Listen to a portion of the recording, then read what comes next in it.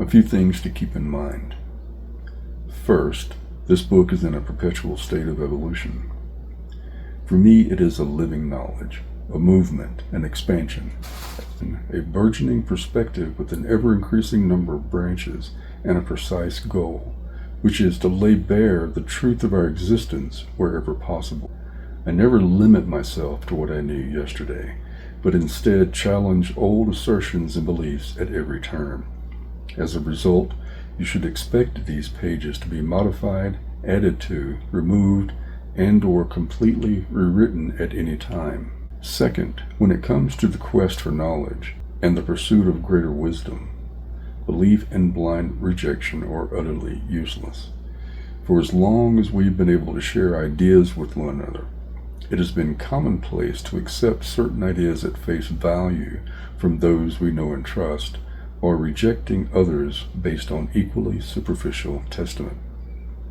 This is how routine acceptance of a narrative breeds inept conviction, and it is for this reason that I ask a small favor of you. Please do not regard my assertiveness on topics within these pages as anything other than cold cognition.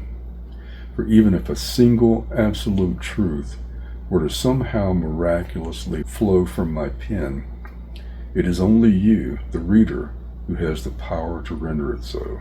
You do this by your willingness and ability to thoroughly examine, research, and discover for yourself what is and what is not truth.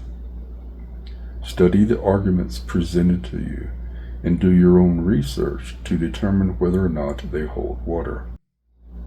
Although this book is the result of decades of personal exploration and quiet reflection, interspersed with studies of some of the most profound works by some of the greatest minds from a multitude of disciplines, these are my illuminations, my interpretations, all of which are subject to change without notice or apology as I learn and grow.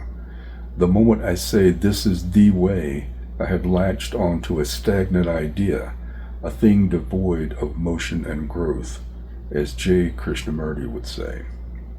It is therefore, again, extremely important to take my assertions with a grain of salt, for as I peer deeper into them at a later time, I may find them lacking, at which point I will take myself to task in search of clarity.